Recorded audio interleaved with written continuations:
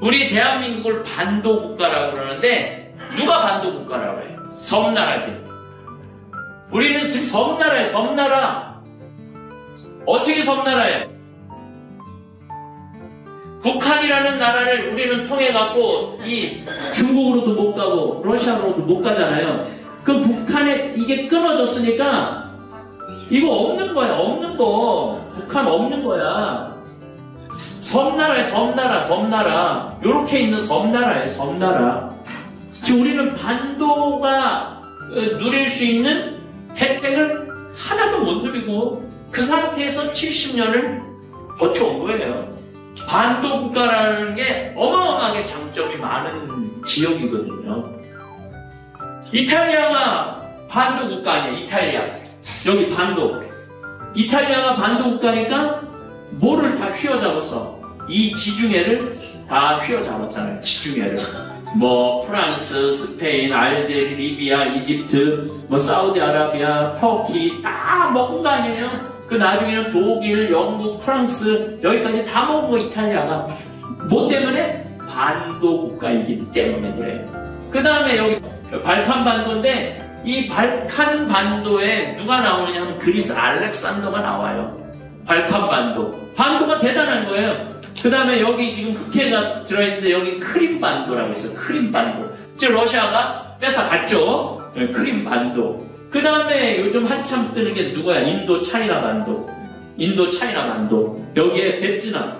베트남이 한참 뜨죠. 그리고 우리 한반도. 근데 이거 한반도가 아니란 말이야. 섬이지, 섬. 우리가 북한 38선 넘어서 정말 갈 수 있어요? 섬도 이런, 여기 아예 가지도 못하는 섬이야, 섬. 함정이지, 함정, 이만큼. 정말로 불리한 상황이에요. 불리한 상황. 그러면은, 바다하고 연해 있지 않는 나라의 핸디캡은 뭐냐? 영상을 라디오처럼 편하게 틀어놓고 들으셔도 좋습니다. 구독과 좋아요, 알람 설정 꾹 눌러주세요. 황창현 신부님의 행복 특강 지금 바로 시작합니다. 오늘 아침에 일어나고 온도계를 보니까 영하 16도예요. 근데 뭐 우리 굉장히 춥다고 그러는데 제가 여기 한 10년 전에 왔을 때는 영하 20도 그냥 늘 내려갔었어요. 지금 추운 거는 사실은 아니죠. 어제 호주에서 잘 아는 지인하고 통화를 했는데 42도로 올라가고 있대. 거기는 우리하고 반대잖아요. 거기는 지금 여름이잖아요. 어쨌거나 하여튼 지구온난화가 우리의 삶을, 생각을 엄청나게 바꿔놓고 있습니다. 경제적으로도 국민소득 3만 달러가 넘는 가슴 떨리는 업적도 달성했습니다. 그런데도 국민들은 뭔가 불안하고 초조하고 뭔가 못 살 것 같은 생각이 들어요. 근데 내가 오늘 여기 이렇게 보니까 얼굴 보니까 불안하고 초조하고 못 살 것 같은 얼굴은 하나도 없어. 여기 오신 분들은 그런 게 별로 없는 분들이야. 근데 왜 불안하고 초조하냐면은 뭐 나스닥 지수가 올라갔다, 니케이 지수가 내려갔다, 코스닥이 올라갔다 내려갔다. 그거 여러분들하고 아무 상관없어요. 되게 잘 사는 나라 국민들은 주식이 뛰든 안 뛰든 상관을 안 해요. 근데 우리들은 저도 뭐 주식이 한 주도 없지만은 여러분들도 주식이 뭐 얼마나 있을지 모르지만 그렇게 불안할 정도로 주식 노름을 할 정도로 그런 분들은 내가 보기에는 별로 없다. 근데 왜 불안하냐? 이 보도에 문제가 있어서 그래요. 보도가 그냥 온 국민을 늘 불안하게 만드는 거예요. 그래서 저는 이제는 돈의 문제가 아니라 국민들이 정신세계가 3만 달러가 넘어야 된다고 생각하는 사람이에요. 돈만 3만 달러만 넘으면 뭐해? 정신세계가 3만 달러가 넘어야 될 거 아니야. 지난 대한민국은 70년 동안 아주 숨가쁘게 달려왔습니다. 이제는 잠깐 멈춤이 필요합니다. 이 토요 특강을 통해서 국민소득 3만 달러와 함께 정신세계 3만 달러가 넘는 국민이 됐으면 좋겠습니다. 지난주에는 1945년 2차 세계대전 끝나고 독립한 나라 가운데 대한민국처럼 경제, 정치, 치안이 안정된 나라는 대한민국이 유일하다는 말씀을 드렸습니다. 거기에다 한류는 사실상 전 세계를 장악해 나가고 있다고 해도 지나친 말이 아니에요. 여러분들, 일본도 자기네 나라들 가수들 나가서 공연도 하고 그래요. 일본 내 아이돌은 막 5만 명, 막 10만 명 모이는데 다 모여요. 그런데 그 일본이 자기네들 그 음반을 해외에 파는 거 하고 우리나라 애들 해외 음반 파는 거 비율이 1대 100이야. 일본 애들이 1을 팔면 우리는 100을 파는 거야. 100을. 이 방탄소년단 이번에도 뭐 30억도 넘었다고 그러잖아요. 그러니까 이 문화까지도 우리나라는 어마어마한 이 수준으로 올라가고 있어. 문화까지도. 그래서 이제 경제만 장악하는 게 아니라 문화도 장악해 나가고 있다. 이 21세기 인터넷 세상에 문화를 장악하는 것처럼 좋은 일이 어딨어요. 우리가 사실 일제 강점기 36년 동안, 근데 사실은 우리 1910년서부터 1945년까지 일본이 우리를 강점했다고 생각하는데 이게 잘못된 생각이에요. 1894년 동학혁명이 일어나요. 1894년에 이때 고종이 청나라한테 우리 좀 지켜줘라. 그래갖고 청나라가 들어오니까 일본도 함께 따라와요. 그래갖고 벌인 전쟁이 청일전쟁이에요. 그전에는 청나라가 우리한테 권한을 갖고 있었어. 쉽게 말하면 형님 나라였죠. 지금 우리가 어디가 형님 나라죠? 미국이 형님 나라예요. 뭐든지 허락을 받아야 돼요. 여러분들 이 생각하면 좀 화가 나지 않아요? 남북한이 좀 우리가 진짜 형제는 우리가 남한하고 북한하고 형제인데 트럼프한테 가갖고 형님 우리가 좀 북한하고 친하게 지내고 싶은데 친하게 지낼 수 있도록 허락 좀 해주시겠습니까? 지금 그거 아니에요? 자존심 상하지 않아요? 친하게 지내면 되지. 굳이 가갖고 우리가 어디까지 친해야 되겠습니까? 이렇게 물어보고 있잖아요 지금. 그렇죠? 네. 그 우리 현실이야. 어쨌든 요거 뒤에 좀 말씀을 드릴 거고, 고종도 마찬가지였어요. 청나라에 항상 허락을 받았어요. 항상. 이제 좀 동학혁명으로 자기 다리가 위험하니까 좀 들어와 달라고 그러니까 청나라가 들어오는 게 일본이 같이 들어와요. 그래서 전쟁을 1년 동안 하죠. 서해안 앞바다부터 싸워갖고 중국까지 가갖고 싸워갖고 평양에서도 싸우고 그래갖고 청나라가 요절이 나죠. 요절이 나요. 청나라가. 그러고 난 다음에 1895년에 일본 저 밑에 시모노세키라는 섬이 있어요. 시모노세키 조약을 통해서 그러니까 우리나라에 대한 통치권이 누구한테로 넘어가냐면 일본한테 넘어가요. 그때부터 우리는 일본이 뺏어가기 시작한 거예요. 그냥 사람 뺏어가고 어제 우리 성노예 할머니들 일본하고 합의해 3년 됐대요. 그 여자 그 꽃같은 어린아이들 성노예로 군인들 주체할 수 없는 성욕 채워준다고 가서 돈 버는 거라고 공장 가는 거라고 또 강제로 끌고 갔죠. 그리고 쌀 뺏어간 건 말할 것도 없어요. 여기 서해안 쪽으로 해서 쌀 뺏어가지, 강경 쪽으로 해서 쌀 뺏어가지, 도로 나가고 쌀 뺏어가지, 그 다음에 석탄 뺏어가지, 전쟁 마지막 통에는 노숟가락도 다 뺏어갔다고 그러잖아요. 그런데 산에 소나무 뿌리까지 캐가요. 왜냐하면 전쟁용 기름으로 쓴다고. 그러니까, 뺏어가다 못해. 그러니까 일본이 소나무 뿌리까지 캐갈 정도로 쓸어간 게 1945년에 끝났어, 전쟁으로. 뭐가 남았어? 아무것도 안 남았어요.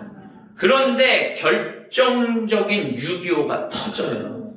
2차 세계대전 끝나고 난 다음에 5년 지나자마자 가장 많은 인명피해와 온 국토를 산산조각을 낸 게 6.25 전쟁이에요.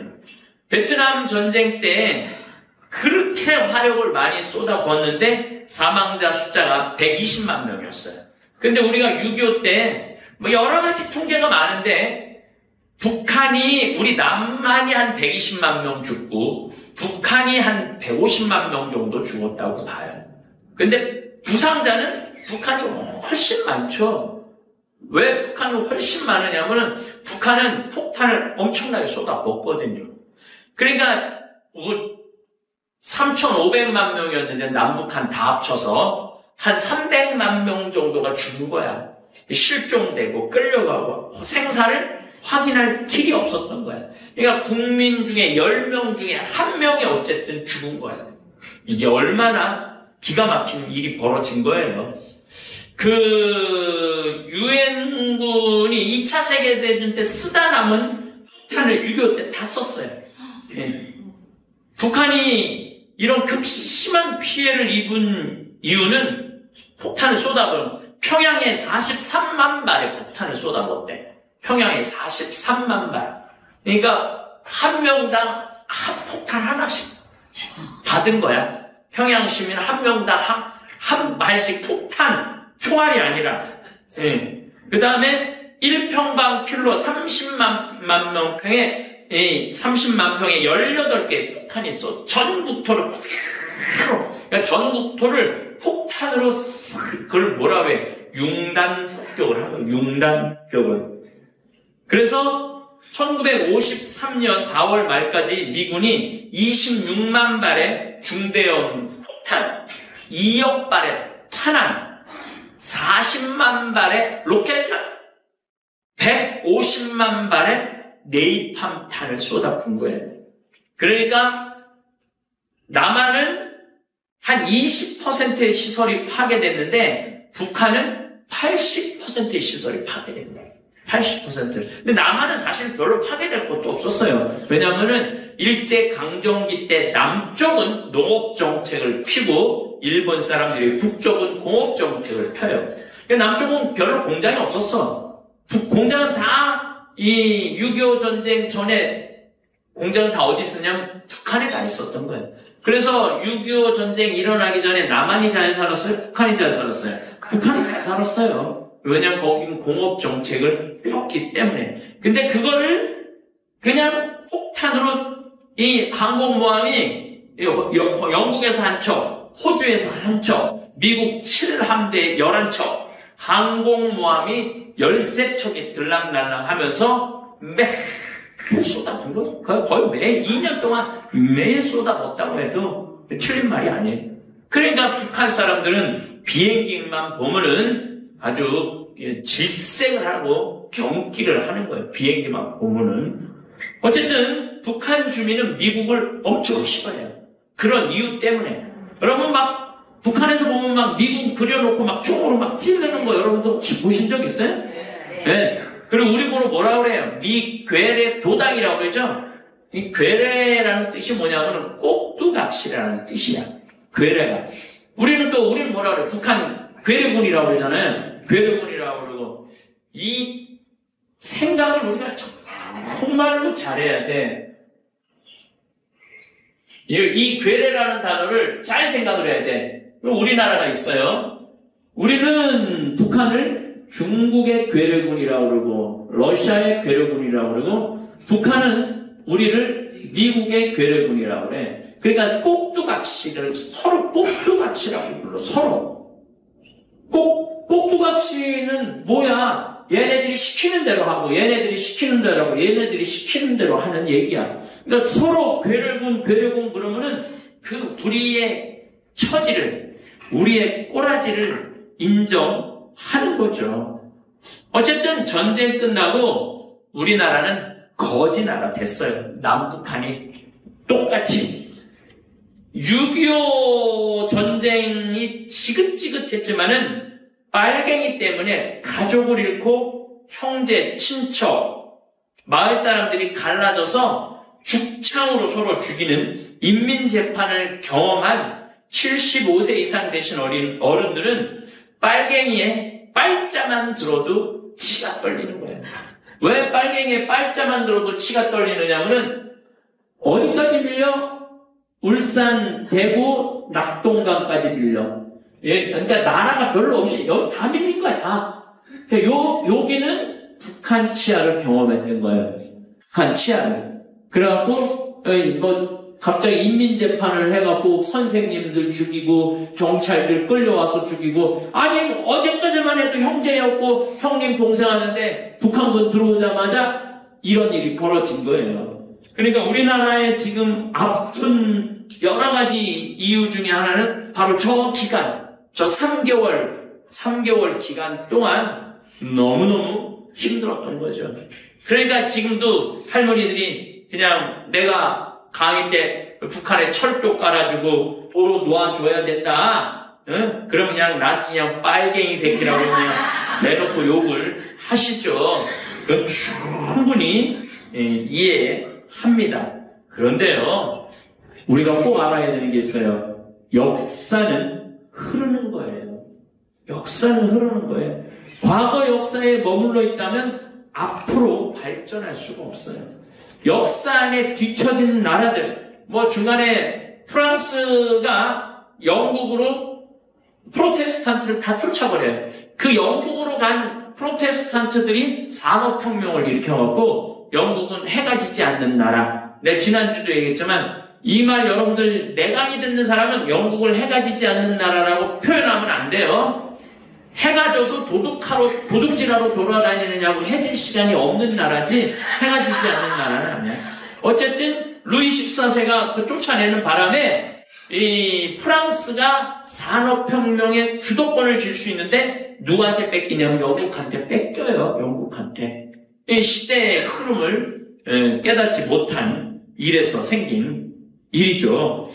그 베트남하고 미국하고 전쟁을 했죠. 정말 여러분들 베트남 영화 많이 보셔서 아실 거예요. 얼마나 서로 잔인하게 죽이고 죽였어요. 이제 73년 전쟁 끝나고 원수같이 지내다가 98년에 베트남이 어떻게 해요? 이제 우리 더 이상 적대 관계 갖지 말자. 그냥 미국도 그럼 우리 좋다. 그래갖고 최혜국 대우를 해줘요. 최고로 좋은 위치를 해줘. 그래갖고 베트남이 미국하고 손잡고 나오니까 20년 되는데 지금 베트남은 이 발전 속도가 어마어마해요. 근데 미국 니네 우리 침략했으니까 내가 니네들하고 손 안 잡겠다. 그럼 지금 베트남 거지 나라로 있는 거예요. 거지 나라. 손을 잡았어요. 그 다음에 우리나라도 1992년에 수교를 해요. 우리나라는 여러분들 수교를 언제 다 하느냐면은 1989년 이후에 중국, 러시아, 공산권하고 다 수교를 해버려요. 그때. 왜냐하면은 우리나라도 물건은 이게 이제 지난주 강의를 들으면 알아요. 자, 이게 물건이 엄청나게 잘 만들고 있어. 물건을 엄청나게 잘 만들고 있는데 중국하고 러시아하고 이 인도차이나 반도 이쪽에 다 공산국가였어. 물건을 팔아먹으려고 그러는데 미국까지 갖다 팔아먹어야 되고 호주까지 갖다 팔아먹어야 되고 이렇게 돌아서 유럽 갖다 팔아먹어야 되니까 이 많은 물건을 이렇게 갖다 팔아먹으면 너무 멀잖아. 그러니까 노태우 대통령이 뭐라 그래요? 미국한테 우리 물건이 너무 많이 나와갖고 이 물건을 좀 팔아야 되겠다. 우리 중국하고 러시아하고 수교를 해야 되겠다. 안 된다고 그랬어요. 처음에 안 된다고 그랬어요. 대신 우리가 뭐라고 해? 우리는 중국하고 러시아하고 수교를 할 테니 북한은 일본하고 미국하고 수교를 해라. 정상관계를 해라. 근데 우리는 일본, 북한하고 수교할 생각이 없다고 그랬어요. 없다고 그래도 우리가 수교를 한 거야. 그러니까 지금 중국이 우리나라 수출의 25% 교육국이 됐죠? 그 다음에 미국은 우리 미국은 얼마 팔아요? 11% 팔아요. 우리나라 물건 11% 팔아요. 베트남이 인도차이나 반도에 베트남이 9% 팔아. 9%. 네. 9% 파는데 지금 내년 박항서 감독 때문에 내가 하여튼 친구 말을 들어야 돼. 내가 지지난주에 박항서 감독 스즈키 그 동남아시아 컵 할 때 박항서 감독이 저 팀을 우승을 시켜 놓는다면은 우리나라는 100억 달러 이상을 수출을 더 할 거다. 분명해요, 그거는. 근데 지금 그 효과가 나오고 있어요. 그런데 2019년에는 1위가 당연히 중국이고 2위 무역 교역 대상국은 베트남이 될 가능성이 굉장히 많아요. 미국은 몇 위로 밀려나? 3위로 밀려나는 거예요. 우리가 미국 증권회사 월스트리트 월가에서 기침만 하면 대한민국은 돈감이 걸린다고 그러잖아요. 근데 이제 여기서 아무리 기침해도 우리는 아무 상관없는 상황으로 가는 거예요. 왜냐하면은 미국이 우리하고 물론 군사는 뭐 완전히 미국이 쥐고 있지만 경제권이 3위로 떨어지고 중국, 그 다음에 우리 베트남이 2위로 하면은 우리나라가, 그 다음에는 인도네시아, 이게 베트남의 인구가 1억이에요. 인도네시아가 인구가 2억 6천이에요. 인도가 공식적으로는 12억, 비공식적으로는 13억이에요.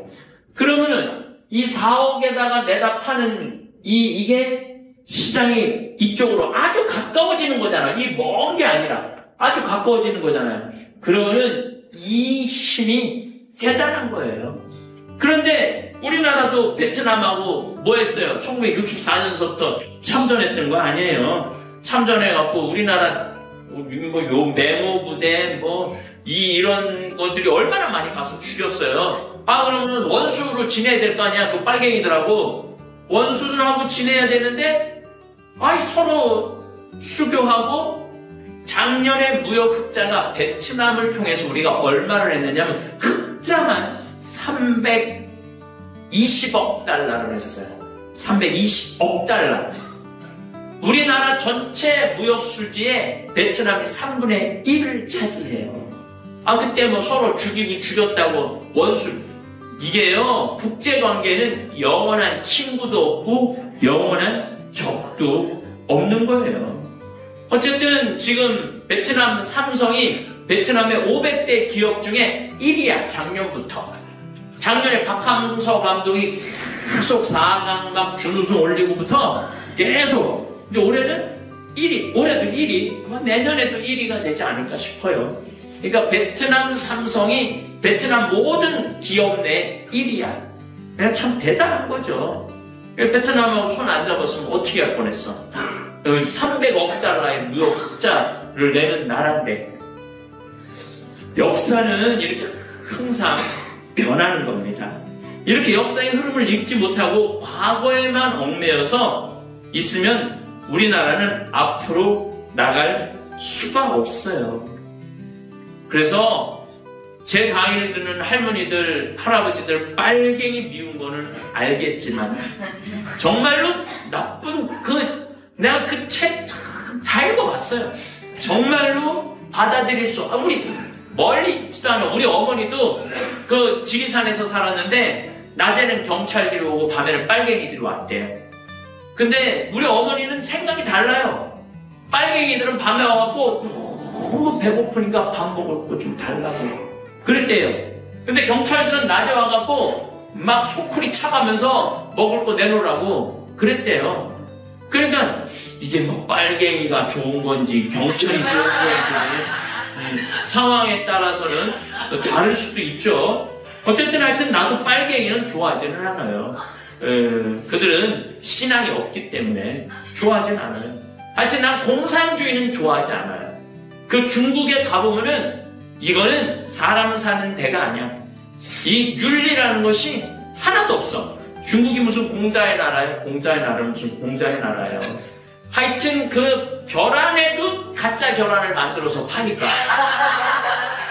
결혼도 가짜 결혼을 만들어서 파니 윤리라는 거는 없다고 봐야 돼요. 중국이 미국 따라가려면 내가 보기에는 경제로 따라가는 것보다도 아까 제가 말씀드렸죠? 국민소득 3만 달러도 중요하지만 정신 3만 달러도 중요하다고. 중국은 정신은 저 바닥이야. 어쨌거나, 우리 할머니, 할아버지들 빨갱이 그렇게 싫어하시는 거 충분히 이해를 해요.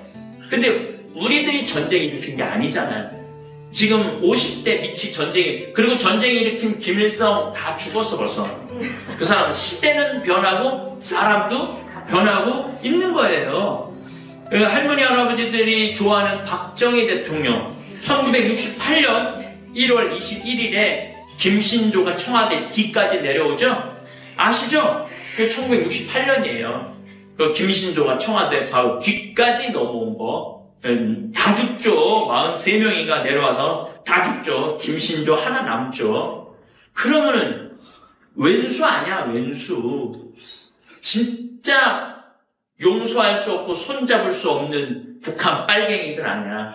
그런데 1972년 7.4 공동성명을 발표를 해요. 1904년 만에. 이우락 중앙정보부장이 왔다 갔다 하죠. 그 다음에 김영주, 노동당의 김영주 지도부장이 우리나라 왔다 갔다 해요. 서로. 우린 그런 거 깜깜하게 몰랐지. 뭐 난 그때 한 6살이었으니 7살이었으니까 더 몰랐지만은, 그래서 깜깜하게 몰랐을 거야. 지금 나이 드신 분들 7.4 공동성명 발표되기 전까지 북한하고 서로 왕래할 거라는 생각 해봤어요, 안 해봤어요?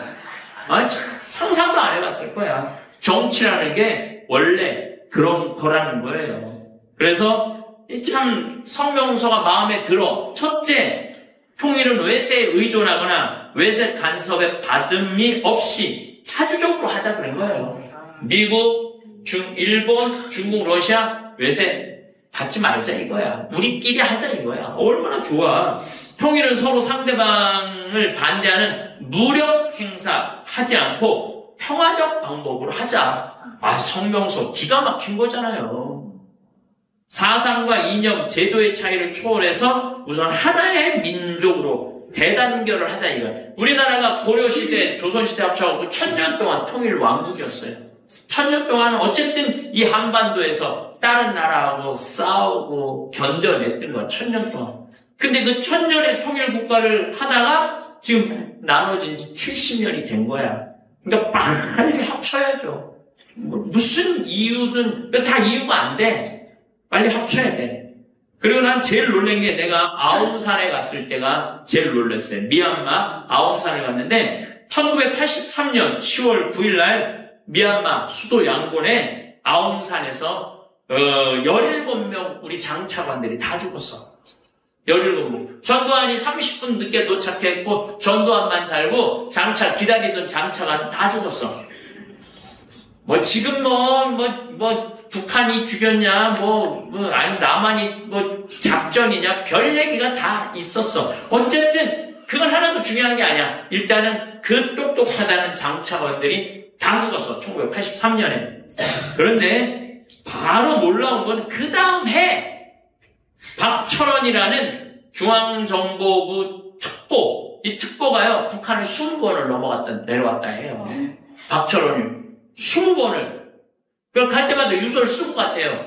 올지 안 올지 몰라갖고. 그러니까 자기를 죽이려고 테러를 한, 그리고 장차관이 16명이 죽었는데도 불구하고 북한에 계속 보낸 거야. 그래갖고 어떻게 하려고? 서로 남북한 손 잡자고. 아니, 우리가 답답해하는 박근혜 대통령도 독일에 가갖고, 뭐라 그래? 통일은 대박이라고 그랬잖아. 통일은 대박이라고. 그거 말했던 거 생각나요? 네. 나는 솔직히, 나는 대박이라는 단어를 제일 싫어하거든요. 대박이라는 단어를. 우리가 대박을 바라보다 보면 성실하지 못하거든요. 근데 느닷없이 대통령이 입에서 대박이라는 말이 나와갖고, 좀 이상했었어요. 유일하게 이명박 정부만 처음부터 끝까지 대놓고 강경 정책을 펴요. 그래서 우리가 이렇게 생각하는 보수라고 생각하는 이 박정희, 박근혜, 전두환, 노태우가 가장 활발히 활동을 했던 사람 중에 하나예요. 그 끝까지 북한하고 손을 잡으려고 노력을 했다는 거. 지금 문재인 대통령도 남북한하고 손을 잡고 뭘 하려고 했던 건 이 문재인이 특별한 게 아니라 역대 대통령들 쭉 해왔던 거를 진행하는 거야. 그래서 좀 생각을 빨간 거, 까만 거, 이렇게 구분하지 말고, 좀 회색도 좀 인정할 줄 알아야 된다. 회색도 인정할 줄 알아야지. 난 빨간 걸로 갈 거야. 6.25 70년 전에 나 당한 생각하면은 이놈들은 죽일 놈들이야. 그러면은 미래로 나가지를 못한다는 거예요. 역사는. 어쨌거나 우리가 이런 기가 막힌 남북한이 갈라진 불리한 입장에서 있음에도 불구하고 3만 달러를 달성했다는 건 기적이라는 거예요. 우리 대한민국을 반도 국가라고 그러는데 누가 반도 국가라고 해요? 섬나라지. 우리는 지금 섬나라예요. 섬나라. 어떻게 섬나라예요? 북한이라는 나라를 우리는 통해갖고 이 중국으로도 못 가고 러시아로도 못 가잖아요. 그럼 북한에 이게 끊어졌으니까 이거 없는 거야. 없는 거. 북한 없는 거야. 섬나라에 섬나라. 요렇게 있는 섬나라예요. 섬나라. 지금 우리는 반도가 누릴 수 있는 혜택을 하나도 못 누리고 그 상태에서 70년을 버텨온 거예요. 반도 국가라는 게 어마어마하게 장점이 많은 지역이거든요. 이탈리아가 반도 국가 아니에요. 이탈리아. 여기 반도. 이탈리아가 반도 국가니까 뭐를 다 휘어잡았어? 이 지중해를 다 휘어잡았잖아요. 지중해를. 프랑스, 스페인, 알제리, 리비아, 이집트, 사우디아라비아, 터키 다 먹은 거 아니에요? 그 나중에는 독일, 영국, 프랑스 여기까지 다 먹은 거 이탈리아가. 뭐 때문에? 반도 국가이기 때문에 그래. 그 다음에 여기 발칸 반도인데 이 발칸 반도에 누가 나오느냐 하면 그리스 알렉산더가 나와요. 발칸 반도. 반도가 대단한 거예요. 그 다음에 여기 지금 흑해가 들어있는데 여기 크림 반도라고 있어요. 크림 반도. 즉 러시아가 뺏어갔죠. 크림 반도. 그 다음에 요즘 한참 뜨는 게 누구야? 인도 차이나 반도. 인도 차이나 반도. 여기에 베트남. 베트남이 한참 뜨죠. 그리고 우리 한반도. 근데 이거 한반도가 아니란 말이야. 섬이지, 섬. 우리가 북한 38섬 넘어서 정말 갈 수 있어요? 섬도 여기를 아예 가지도 못하는 섬이야, 섬. 함정이지, 함정, 이만큼. 정말로 불리한 상황이에요. 불리한 상황. 그러면은, 바다하고 연해 있지 않는 나라의 핸디캡은 뭐냐? 내가 다니는 잠비아예요. 잠비아. 바다가 없어요. 네, 여긴 모잠비크야. 모잠비크가 빠졌는데, 모잠비크 여기가. 우리가 매년 3월 달에 컨테이너를 보내요. 컨테이너를 보내면은, 모잠비크의 항에 들어가고, 여기서 기차로 잠비아로 가고, 여기서 또 육로로 또 잠비아. 우리 여기 맨 끝이거든요. 그러니까 가는데 2달, 3달이 걸리는 거야. 항이 없으니까. 바다가 연해 있지 않다는 것은 무역을 할 수가 없는 거예요. 근데 더 기가 막힌 건 이 잠비아가 우리나라보다 7배 나라가 큰데 전체가 평야야.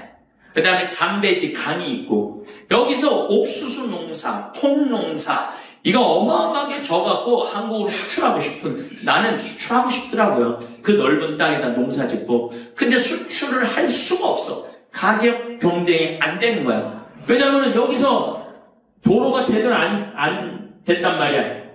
그러니까 도로로 와서 기차로 와서 배로 와서 이 한국으로 이걸 보내려고 그러니까 중간에 다 썩고 이게 아무것도 안 해. 그러니까 이런 안에 갇혀있는 나라는 발전하기가 쉽지가 않은 거예요. 그래서 내가 지금 생각해내는 건 그래 그럼 이거는 포기하고 이 앞에 여기 북쪽 여기 사람이 거의 사하라 사막이니까 사람이 못 사니까 여기에서 물건을 만들어서 다 팔아야 되겠다. 이렇게. 그래서 내가 첫 번째 작품이 뭐냐면 커피 믹스예요. 거기 갖고 커피를 키워갖고 커피 믹스를 만들어서 아프리카 전체 사람한테 파는 거예요. 왜 커피 믹스가 이게 기가 막히냐면은 아프리카 사람들이 제3국이 달달한 걸 좋아해요. 아니, 여러분들 우리 어렸을 때 사카린에 밥 비벼 먹고 그랬던 거 생각나는 분 계세요? 설탕에 밥 비벼 먹고, 그 다음에 이제 나오는 게 뭐야? 초코파이 달달한 거. 달달한 거를 제3국 사람들이 좋아해요. 근데 우리 커피를 이제 가끔 가서 이제 봉사활동할 때 가잖아요? 잠비아 신부들이 그 커피 환장을 하래요. 근데 잠비아 신부만, 그 신부들은 특별한 자리에 있으니까 커피를 같이 나눠 먹을 수 있는데 일반 사람들은 말할 것도 없지. 아, 이거 방송에 나가면 또 잠비아에서 커피 사업하려고 그러는 사람이 사업하는 사람. 어쨌든 그 안에서밖에 할 수 없어. 그 다음에 취락한 나라가 라오스. 라오스는 이게 태국이 맡고 있고 캄보디아가 맡고 있고 여기 갇혀 있단 말이에요. 그러니까 라오스가 지질이 또 가난해요. 그 다음에 몽고. 그러니까 이게 러시아, 몽고가 지하 자원 세계 매장량 10위에 10위. 어마어마하게 자원이 많은데, 우리나라 쪽으로 팔면 얼마나 좋아. 아니, 미국으로 팔아도 얼마나 좋아. 그런데 이 중국하고 러시아에 딱 갇혀 있어갖고, 러시아가 한 30% 일반 국제 가격에 30% 싸게 사요. 중국도 30% 싸게 사는 거예요. 왜냐하면 나갈 데가 없잖아. 우리나라는 여기서 베이징이 여기 있어요. 베이징까지가 직경 거리가 950km예요. 그러니까 KTX로 타고 간다면 4시간이면은 베이징 갈 수 있는 거예요. 4시간. 요즘은 KTX 막 시속 600km, 700km짜리 나온대잖아? 그러면 이게 1400km인데 도로로 가면은 2시간이면 되는 거야. 그럼 아침에 오늘 만리장성 좀 구경 좀 갔다 올까? 그럼 만리장성 구경 가고 북경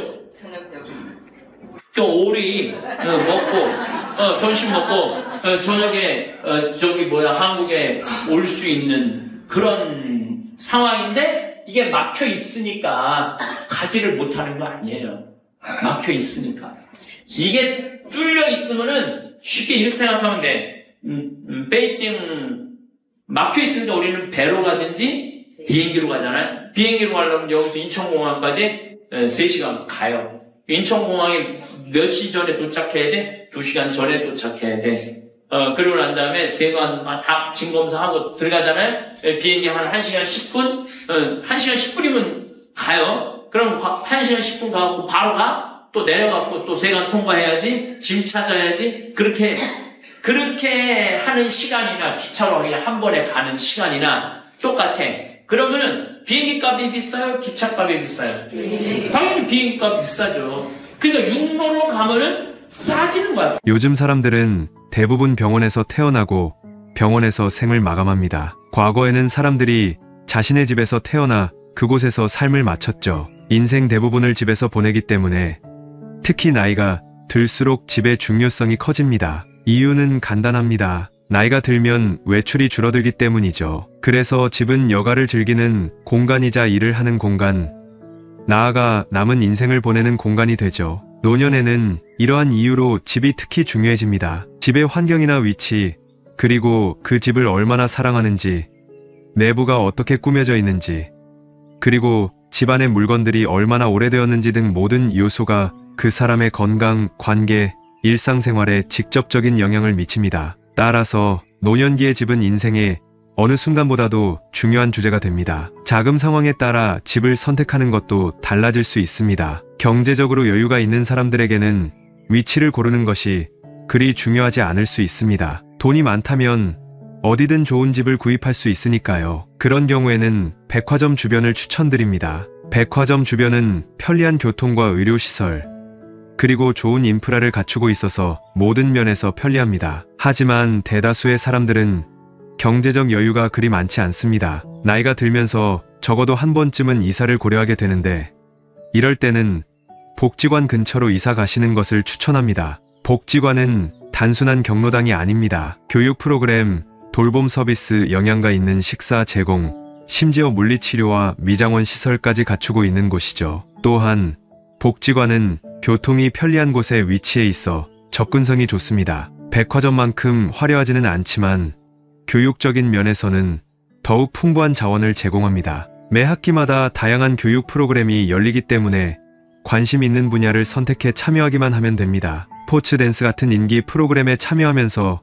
우아하게 춤을 추고 운동을 하고 봉사활동도 할 수 있습니다. 심지어는 저렴한 가격에 이발 서비스도 이용할 수 있죠. 치사는 영양사가 신경 써서 준비한 영양가 만점의 식단을 매일 제공받습니다. 만약 복지관에 직접 하지 못한다면 도시락 배달 서비스도 이용할 수 있습니다. 이런 서비스는 한국만큼 잘 되어 있는 곳이 드뭅니다. 해외에서 생활해 보신 분들은 아시겠지만 미국이나 일본, 영국, 프랑스 등 많은 발전된 나라들이 있지만 한국처럼 잘 갖춰진 복지관 서비스를 제공하는 곳은 많지 않습니다. 만약 어디에 살아야 할지 고민이신다면 복지관 근처를 추천드립니다. 복지관 바로 옆에 집이 없을 수도 있지만 걸어서 갈 수 있는 1km 내외면 충분합니다. 주로 수도권에 복지관이 많이 위치해 있지만 농촌이나 어촌에도 복지관이 있습니다. 다만 그곳의 접근성은 도시만큼 좋지 않을 수 있습니다. 농촌이나 어촌에서는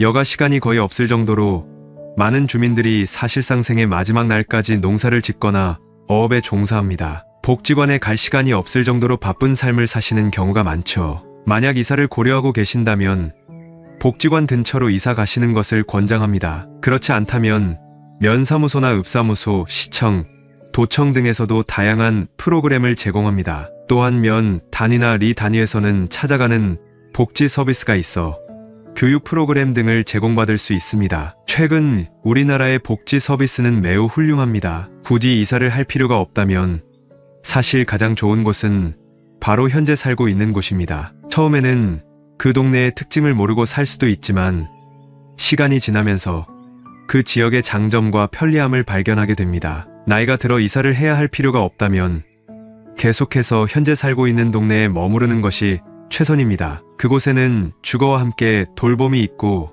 이웃과의 소통도 중요한 돌봄의 일부입니다. 또한 내 지역사회는 나의 삶의 방식을 잘 알고 있으며 다양한 돌봄 시스템이 구축되어 있어 필요할 때 적절한 도움을 받을 수 있습니다. 몸이 아파서 돌봄이 필요한 상황이 생기면 요양원이나 병원을 이용할 수도 있습니다. 어느 정도 생활에 큰 불편함이 없다면 현재 살고 있는 집, 익숙하고 편안한 그곳이 최고입니다. 에이징 인 플레이스라고 하여 자신의 집에서 계속 살아가는 것을 선호하는 추세입니다. 과거 일본에서는 많은 사람들이 요양원이나 요양병원으로 이동했으나 요즘에는 집에서 필요한 서비스를 받으며 지내는 방식으로 변화하고 있습니다. 이처럼 집에서 서비스를 받으며 지내는 것이 최선의 방법이라고 생각됩니다. 이사를 하더라도 기존에 살던 환경에서 벗어나 새로운 환경에 적응하는 것은 큰 스트레스가 될 수 있습니다. 익숙한 사람들과 환경이 심리적 안정을 제공할 뿐만 아니라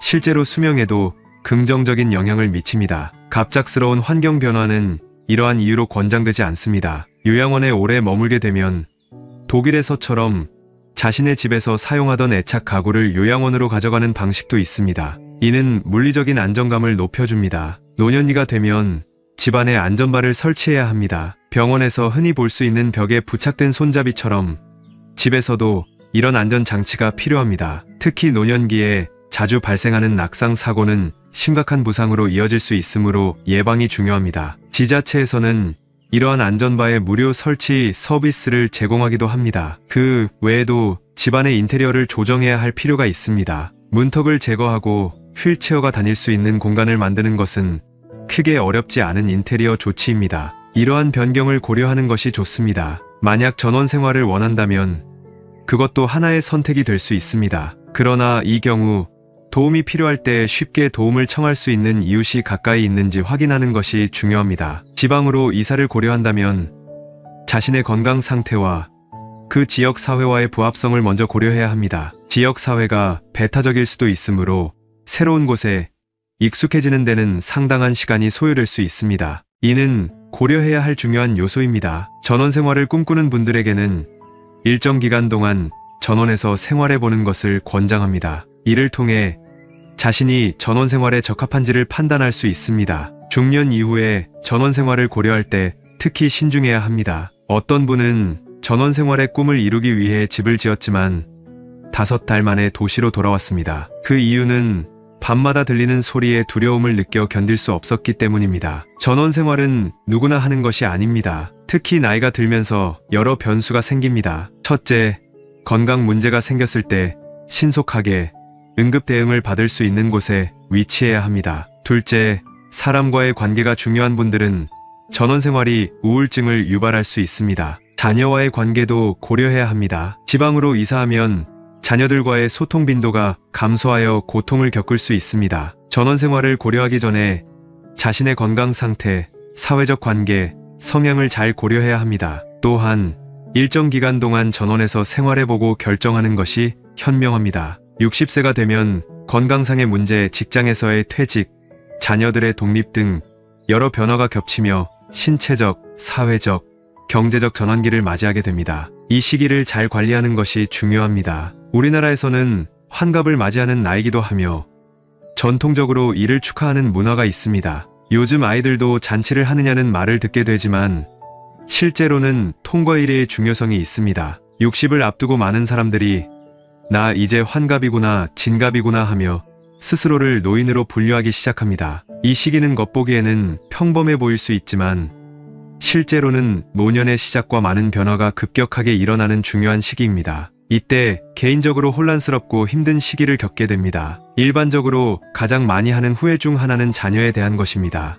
내가 그때 이것을 해줬어야 했는데, 반대하지 말았어야 했는데 하는 생각들이죠. 두 번째로는 결혼에 대한 후회가 많습니다. 저 사람과 만나지 말았어야 했어 라고 생각하는 사람들도 있습니다. 그러나 그런 비율은 상대적으로 낮습니다. 더 빈번하게 들리는 후회는 젊었을 때 하지 않은 일에 대한 것입니다. 생각해보면 가장 사랑하는 대상은 자식이었고 그 다음은 자기 자신, 그리고 배우자 순이었습니다. 마지막으로 부모에 대한 미안함을 느끼는 사람들도 많습니다. 우리는 후회 없이 살기 위해 무엇을 해야 한다는 구체적인 방법은 없지만 이걸 하지 않으면 후회할 거야 라는 생각이 들 때 그것을 실행에 옮겨야 합니다. 그들은 매일을 열심히 살며 하루를 마친 후 나 오늘 열심히 살았다라고 스스로를 칭찬할 수 있어야 합니다. 이것을 심리학에서는 통합성이라고 부릅니다. 매일 최선을 다하고 그것을 스스로 인정하며 칭찬하는 것. 이것이 후회 없는 삶으로 이어진다고 믿습니다. 후회 없이 살고 싶다면 매일 자신이 잘한 3가지를 적는 일기를 추천합니다. 이렇게 하면 매일 자신의 최선을 확인하고 감사할 수 있습니다. 나이가 들어가면서 많은 것을 잃지만 그 속에서도 감사할 것을 찾는 것이 중요합니다. 내가 가진 것에 대한 감사는 내 존재를 더욱 빛나게 하며 그것을 타인과 공유함으로써 더 큰 만족과 의미를 찾을 수 있습니다. 우리의 삶은 단 한 번뿐이며 각자의 삶은 다양한 모습으로 펼쳐집니다. 나이 드는 것은 피할 수 없는 과정이지만 그 과정을 어떻게 보낼지는 개인의 선택에 달려있죠. 위대하게 살아온 사람들의 삶을 따라하기는 부담스러울 수 있지만 자신만의 속도로 차근차근 걸어가는 이 삶 역시 칭찬받을 만한 삶이 될 수 있습니다. 나이 드는 방식에 대해 많은 이들이 다양한 조언을 하고 있습니다. 저축과 투자를 열심히 해라. 근육을 유지하기 위해 운동하라. 집에만 있지 말고 외출하라. 사회적으로 활동하라. 건강에 좋은 음식을 섭취하라 등의 조언이 있죠. 하지만 과연 이 모든 조언을 우리가 따라야 할까요? 이러한 것들은 단지 참고만 하고 나 자신만의 방식과 색깔로 나이를 먹어가는 것, 그것이 바로 나다운 삶이지 않을까요? 각기 다른 사람마다 다른 외모처럼 삶의 방식, 패턴, 태도도 모두 다를 것입니다. 타인의 조언에 귀 기울이기보다는 자신만의 나이 들어가는 방식을 찾아가는 것이 중요합니다. 남들처럼 운동을 많이 하다가 부상을 당할 수도 있고 사회적 활동이 중요하다 하여 남들처럼 사람을 많이 만나는 것을 너무 많이 하면 에너지가 소모될 수 있습니다. 사람들과 만날 때 많은 에너지가 드는 타입이라면 무리한 사회활동은 나 자신에게 오히려 해가 되고 독이 될 수 있습니다. 어떤 분은 사회적으로 활동적이었지만 이제는 시간이 부족해 가까운 사람들과만 시간을 보낸다고 합니다. 그분의 말은 젊은 시절의 나에게 큰 깨달음을 주었다고 전합니다. 바쁘게 살 수도 그렇지 않게 살 수도 있는 것이 모두 나 자신의 선택의 문제라는 것을 깨달았다고 말이죠. 나 자신에게 불편한 것은 버려야 하며 그렇지 않으면 오히려 더 많은 것을 잃을 수 있다고 말합니다. 인간관계, 나쁜 습관, 씻을 수 없는 감정, 후회, 미련, 원망 등을 버릴 수 있는 나이가 되었다면 더욱 그래야 한다고 말이죠. 젊을 때는 불확실한 미래 때문에 분노했지만 나이가 들면서 그런 분노는 사라지기도 합니다. 크게 성공하지 않았어도 큰 재산을 모으지 않았어도 괜찮다고 말합니다. 가장 중요한 것은 가까운 사람들과의 관계입니다. 어떤 목사님은 나이가 들수록 큰 비전보다는 가족을 돌보고 자신을 잘 관리하는 작은 비전이 중요하다고 말씀하셨습니다. 유명한 예술가는 일생 동안 예술에 헌신했지만 가족과 더 많은 시간을 보내지 못한 것을 아쉬워했다고 말하기도 합니다. 각자의 처지에 맞게 나이 들어가면서 너무 각박하지 않고 진정으로 행복을 느낄 수 있는 것이 필요해지는 나이입니다. 넉넉하게 베풀고 타인을 위해 살아도 갑자기 가난해지지 않습니다. 인생의 말년에는 주머니 끈을 조금 느슨하게 할 수 있는 여유도 필요해집니다. 여러분은 지금 몇 살이신가요?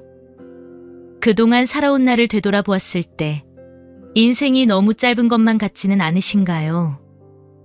우리의 인생은 너무 짧아 불평하고 슬퍼할 시간이 없습니다. 그렇기 때문에 나이 들수록 노년을 평안하고 행복하게 보내야 하고 그렇게 나 자신답게 나이 들어가는 것이 중요하다는 것을 잊지 말아야 하겠습니다. 이러한 내용들을 참고하시어 삶의 지혜를 얻고 마음 평안을 누리시면 좋겠습니다. 오늘 영상 도움되셨다면 구독, 좋아요, 알람 설정 꾹 눌러주시고 이 영상을 소중한 분들께도 공유해주세요. 다음에 더 좋은 영상으로 찾아뵙겠습니다. 감사합니다.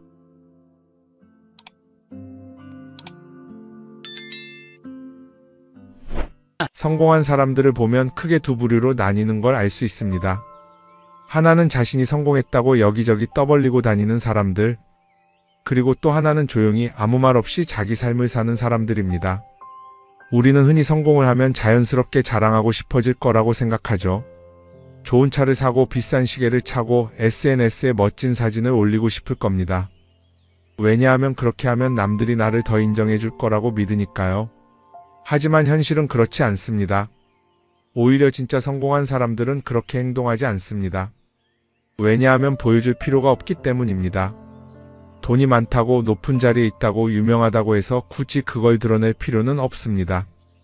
그걸 아는 사람들은 이미 알고 있고 모르는 사람들은 알 필요가 없죠. 그런데도 굳이나 성공했다고 떠드는 사람들이 있습니다. 그런 사람들은 왜 그럴까요? 간단합니다. 그 사람들은 사실 그렇게까지 성공한 게 아니기 때문입니다. 우리는 종종 SNS에서 성공한 사람들을 봅니다. 해외여행을 가고 고급 레스토랑에서 밥을 먹고 멋진 차를 타고 다니는 모습? 그런데 가만히 보면 그런 걸 보여주는 사람들은 언제나 뭔가를 팔고 있습니다. 강의를 팔든 자기 브랜드를 홍보하든 아니면 단순히 자기 자존감을 유지하려고 하든 간에 결국 목적이 있는 거죠.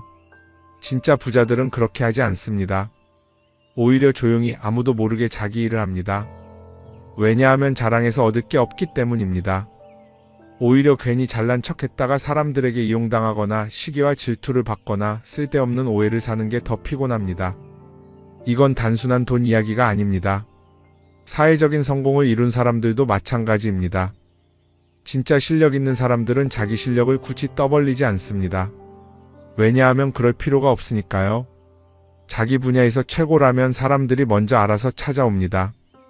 반대로 실력이 부족한 사람일수록 자기를 포장하려고 애씁니다. 우리가 흔히 듣는 말이 있죠. 빈수레가 요란하다. 이 말이 괜히 있는 게 아닙니다. 정말 내실이 있는 사람들은 굳이 시끄럽게 굴지 않습니다.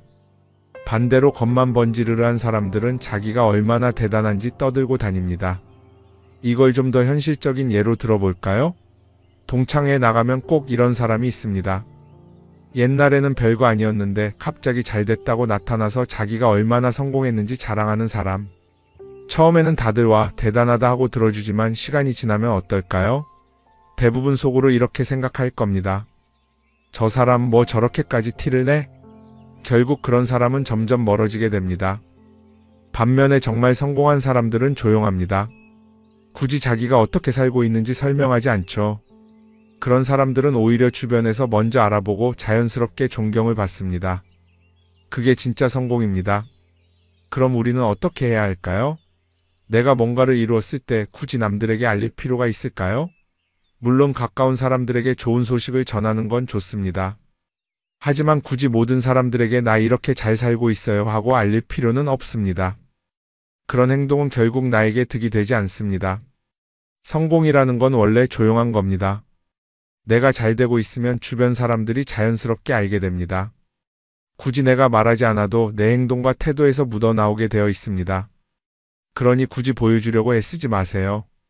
오히려 그게 더 진짜 성공한 사람의 태도입니다. 사람은 사회적 동물이라고 하잖아요. 혼자 살아갈 수 없고 결국 사람과의 관계 속에서 기쁨도 얻고 때로는 상처도 받습니다. 그런데 한 가지 생각해 볼 게 있어요. 우리가 정말 인간관계가 필요해서 맺고 있는 걸까요? 아니면 그냥 그래야 한다고 배워서 어쩔 수 없이 유지하고 있는 걸까요? 어릴 땐 친구 많으면 좋다고 하죠. 사회생활에서도 인맥이 중요하다는 말을 많이 합니다. 그런데 정작 주변을 보면요. 인간관계가 넓은 사람일수록 스트레스를 더 많이 받아요. 전화벨이 울릴 때마다 이번엔 또 무슨 부탁일까 싶고 단체 채팅방에서 메시지가 올 때마다 이걸 또 어떻게 대답해야 하나 고민하죠. 관계가 많아질수록 책임과 피로도 함께 늘어나는 겁니다. 어떤 사람들은 인간관계를 줄이면 외롭지 않겠냐고 해요. 그런데 가만히 생각해보면 진짜 외로움을 느끼는 순간이 언제인지 아세요? 오히려 불필요한 인간관계 속에 있을 때입니다. 같이 밥을 먹고 얘기를 나누는데도 뭔가 허전하고 대화가 컥 돌고 속마음을 나누지도 못할 때? 그럴 때 우리가 더 외롭다고 느끼죠. 그렇다고 당장 인간관계를 다 끊어버릴 순 없겠죠. 하지만 적어도 내가 정말 소중하게 여겨야 할 관계와 그냥 관성적으로 유지하는 관계는 구분할 필요가 있습니다. 예를 들어 매번 나한테 부탁만 하고 정작 내가 어려울 땐 연락 한 번 없는 사람. 내가 실수하면 뒷담화를 하면서 내 앞에서는 웃는 사람. 이런 관계를 굳이 계속 이어갈 이유가 있을까요? 가끔은 이런 경험도 있을 거예요. 우연히 어떤 사람과 친해졌는데 만난 지 얼마 되지도 않았는데 너무 많은 걸 털어놓는 사람들 있죠. 자기 속사정부터 가족 문제, 직장 고민까지 쏟아내는 사람들. 이런 경우 두 가지의 가능성이 큽니다. 하나는 그냥 감정적으로 의존할 사람이 필요해서일 수도 있고 또 하나는 내가 믿을 만한 사람인지 떠보는 걸 수도 있어요. 어떤 경우든 이런 관계는 오래가기 어렵습니다. 사실 친밀함이라는 건 시간이 필요한 법이에요. 적당한 거리를 두고 천천히 서로를 알아가야 하는데 초반부터 급격하게 가까워진 관계는 쉽게 무너지는 경우가 많습니다.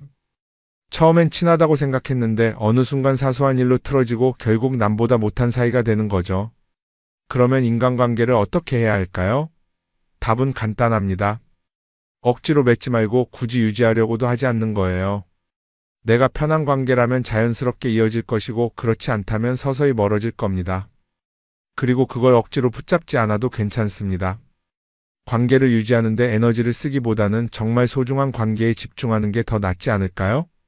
어떤 사람은 내가 인간관계를 줄이면 나중에 나 혼자 남는 거 아니냐 걱정하기도 해요. 그런데 생각해보면요. 진짜 나를 위하는 사람은 많지 않아요. 인간관계를 줄인다고 해서 완전히 혼자가 되는 게 아닙니다. 오히려 불필요한 관계를 정리하고 나면 남아있는 관계들이 더 단단해지고 가치 있게 느껴질 겁니다. 예전엔 인맥이 자산이라는 말을 많이 했어요. 그런데 요즘은 꼭 그렇지도 않죠. 오히려 불필요한 인간관계가 많으면 그게 짐이 될 수도 있어요. 적당한 거리, 적당한 선. 이걸 잘 지키는 게 결국엔 가장 편한 인간관계를 유지하는 방법 아닐까요?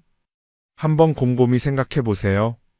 지금 내 주변에 있는 사람들 중에서 내가 정말 편하게 만날 수 있는 사람이 몇 명이나 되는지, 내가 억지로 맞춰주고 있는 관계는 없는지. 관계를 줄이면요, 외로워지는 게 아니라 오히려 더 자유로워집니다. 그리고 자유로워진 만큼 내 인생에서 정말 중요한 것에 집중할 수 있게 됩니다. 인간관계 너무 많은 걸 신경 쓰다 보면 정작 중요한 걸 놓칠 수 있어요. 그러니까 이제는 한 번쯤 정리해보는 것도 나쁘지 않을 겁니다. 사람들이 돈을 많이 벌고 싶어 하는 이유가 뭘까요? 단순히 돈이 많으면 좋으니까? 물론 그것도 있겠지만 사실 돈을 원하는 진짜 이유는 더 나은 삶을 살기 위해서겠죠. 그런데 문제는 돈을 많이 번다고 해서 반드시 삶이 나아지는 건 아니라는 겁니다. 오히려 더 많이 벌수록 더 많이 쓰게 되는 경우가 많아요. 가끔 이런 생각해 본 적 없으세요? 예전에는 돈이 지금보다 훨씬 적었는데 이상하게 그때가 더 여유로웠던 것 같다. 왜 그럴까요? 사실 우리가 원하는 건 돈 그 자체가 아니라 돈을 통해 얻을 수 있는 자유인데 돈을 벌면 벌수록 그 자유를 잃어버리는 경우가 많아요. 더 좋은 차, 더 좋은 집, 더 좋은 옷을 사면서 점점 더 많은 돈이 필요해지고 결국엔 돈을 벌기 위해 또다시 일해야 하는 악순환에 빠지게 되는 거죠. 한번 생각해 봅시다. 우리가 정말 필요해서 뭔가를 사는 경우가 얼마나 될까요? 필요해서라기보다는 남들이 가지고 있으니까 없어 보이기 싫으니까 혹은 그냥 기분 전환을 위해서 소비하는 경우가 훨씬 많아요. 그리고 그런 소비를 할 때마다 스스로 이렇게 합리화를 하죠. 이 정도는 나를 위한 투자야.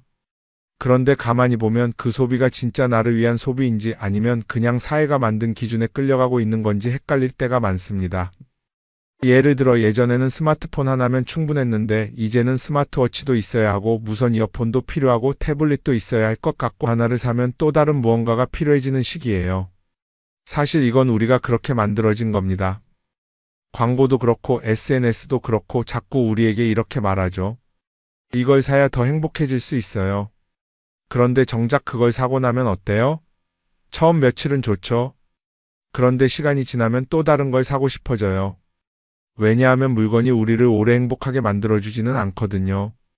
특히 요즘은 SNS가 이런 소비 심리를 더 부추기는 것 같아요. 예전에는 친구들끼리 만나서 나 새로 샀어 하고 자랑하는 게 전부였는데 이제는 SNS에 올리면서 전 세계 사람들에게 보여주잖아요. 그러다 보니까 남들도 다 뭔가를 사서 올리고 나도 따라해야 할 것 같은 기분이 드는 거예요. 그런데 중요한 건 그 사람들도 사실은 나와 똑같은 기분이라는 겁니다. 내가 남을 부러워하는 만큼 나도 누군가에게 부러움을 사려고 애쓰고 있는 거죠. 결국 끝없는 비교와 소비 속에서 진짜 중요한 걸 놓치게 되는 겁니다. 한번 이렇게 생각해보면 어떨까요? 만약 내가 지금부터 딱 1년 동안 불필요한 소비를 하지 않는다면 내 삶이 어떻게 변할까? 아마 처음에는 답답할 수도 있어요. 사고 싶었던 걸 참아야 하니까. 그런데 그걸 몇 번 참고 나면 어느 순간 깨닫게 될 겁니다. 내가 굳이 이걸 안 사도 괜찮네? 그렇게 불필요한 소비가 줄어들면 자연스럽게 돈이 쌓이겠죠. 그런데 돈이 쌓이는 것보다 더 중요한 게 있어요. 바로 마음의 여유가 생긴다는 겁니다. 돈을 쓰지 않는다고 해서 불행해지는 게 아니라 오히려 소비로부터 자유로워지면서 진짜 행복을 찾을 수 있어요. 물론 이걸 실천하는 게 쉽지는 않겠죠. 우리 주변에는 소비를 부추기는 것들이 너무 많으니까요. 하지만 적어도 이런 건 해볼 수 있습니다.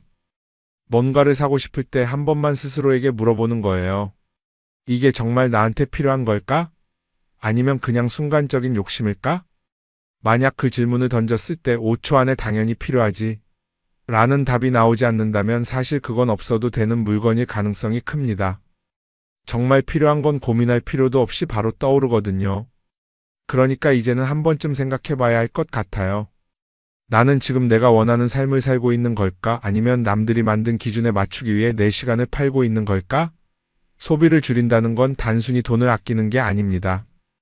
그건 결국 내 삶의 선택권을 되찾는 일이거든요. 돈을 많이 버는 것도 중요하지만 더 중요한 건 그 돈을 어떻게 쓰느냐입니다. 그리고 때로는 아무것도 사지 않는 게 최고의 선택일 수도 있어요. 우리는 요즘 SNS 없이 사는 게 거의 불가능한 시대에 살고 있죠. 아침에 눈 뜨자마자 휴대폰을 확인하고 출근길에도 SNS를 보고 잠들기 전까지도 계속 들여다봅니다. 그러면서 남들이 어떻게 사는지 보고 나도 모르게 비교하게 되고 때로는 초조해지기도 하죠. SNS에 올라오는 사진들 한번 보세요.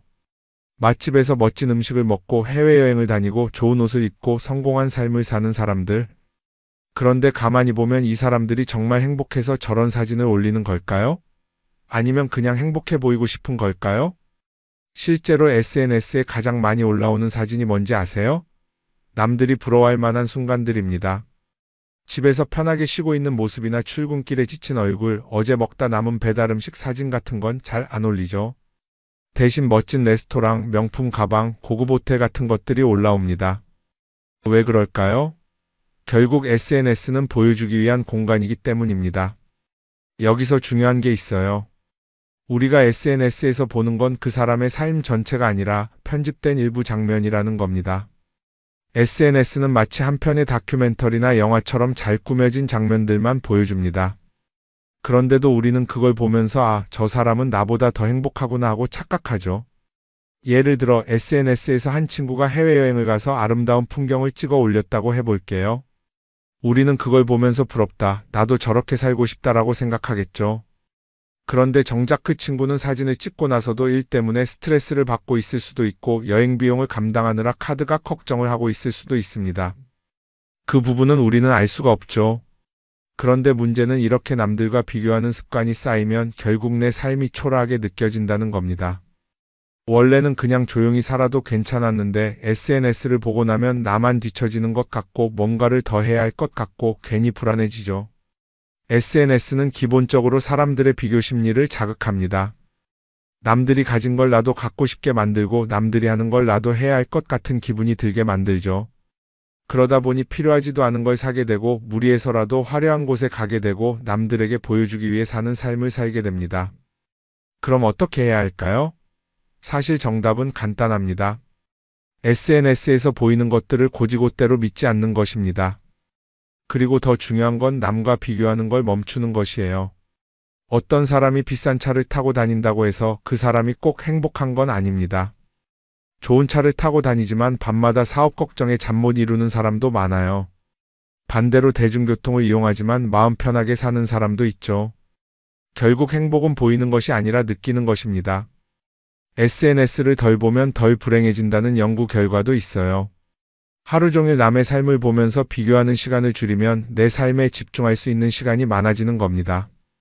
SNS를 완전히 끊을 필요는 없지만 최소한 그 안에 있는 것들이 전부 진짜라고 생각하지 않는 태도는 필요합니다. 우리는 누구나 자신만의 속도로 살아가고 있어요. 남들은 남들대로 사는 거고 나는 나대로 살면 됩니다. SNS에서 남들의 화려한 모습을 볼 때마다 한 번쯤 이렇게 생각해 보세요. 이건 그 사람이 보여주고 싶은 삶일 뿐이다. 그러면 조금은 편해질 겁니다.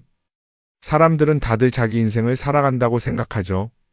그런데 가만 보면 정말 자기 인생을 사는 사람이 얼마나 될까요?